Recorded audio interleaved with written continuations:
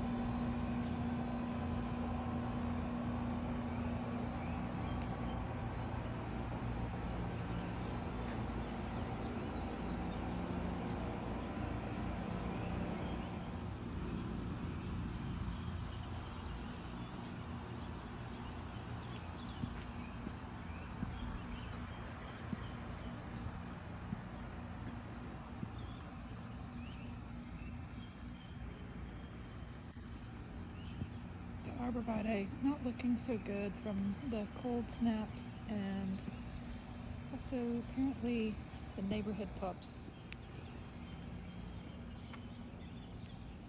This one looks a little bit better. I'll give it a little bit of a trim and see if that helps. All of my geranium seedlings are really coming up looking so pretty. Can't wait for them to bloom. They're taking a lot longer than the other variety, but you stand back here and wow, those petunias are just beautiful.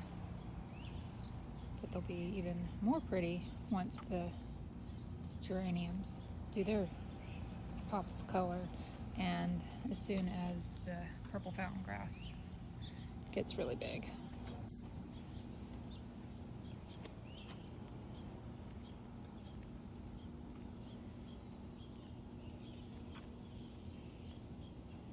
Little gardenia row here, and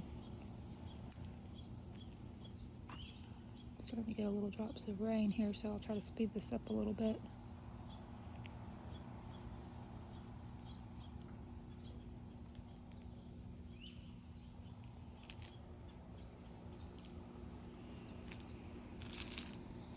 Can't wait for this bed to fill in. It's gonna look so good with all that purple, and then for the Gomphrena to bloom. I grew those from seed. And I think our snowball is just about done. Just dropping everything.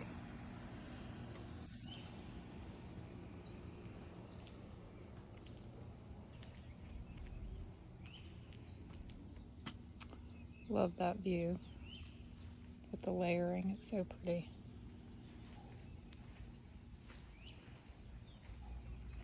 Salvia's doing its job, attracting a lot of pollinators. Not right now because we have an overcast. Well, I say that, there's one.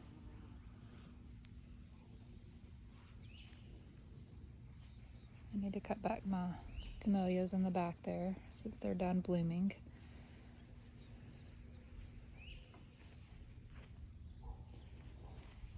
All the daylilies are up, waiting for the blooms though, but all the foliage is out. And can't wait for this coleus. It's going to be huge, and I can't wait for it to kind of fill in so it looks like one big shrub. And my Chamaecyparis nightlight is doing really good. Love that.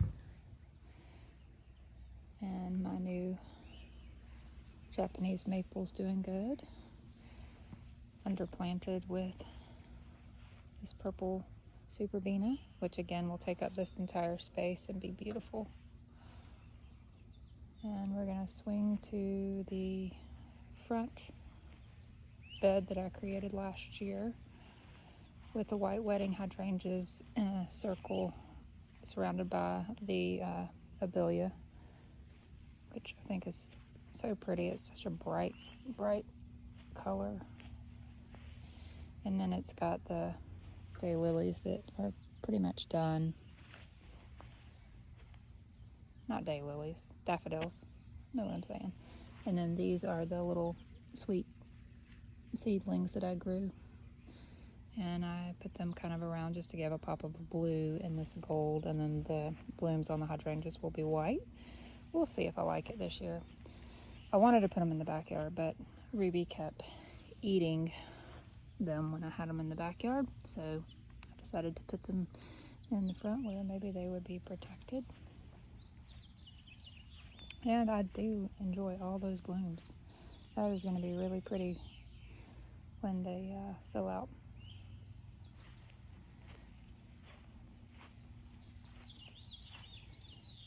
And again, I've just planted all the Abelia and the White Wedding hydrangeas last spring, so I think they're all doing really, really, really good.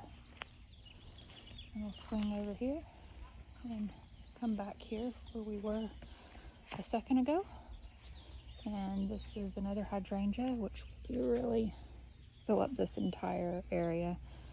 It grew so much this year that I didn't underplant it with any vinca because I didn't want it to get overtaken. So I put all the vinca down here because I love that color combination of the yellow with the red and then the white.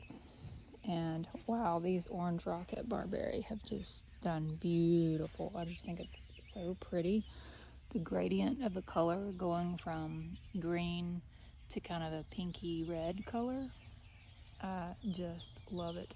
And that one got eaten down by a rabbit last year, so it bounced back. Although it does have that crazy limb in the front.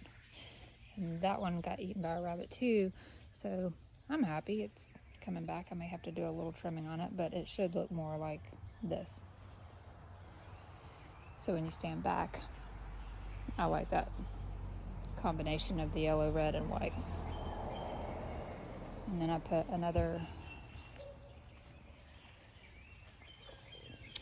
purple fountain grass there because it'll add that pop of red.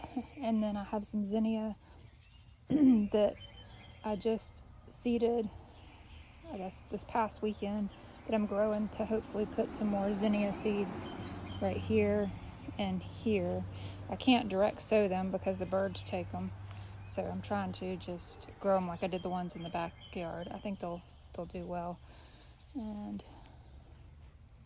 this last little bit, and I need to trim on the bottom of my Vitex tree, so get rid of all that growth at the bottom. And it's mostly fleshed out. There's a little bit that's still not back, like this little section here. So if it doesn't come back in a few weeks, I'll just cut that off. But the azaleas are done blooming. They looked beautiful. And the grass looks so pretty and green. And that will conclude our tour for today. Thanks for watching.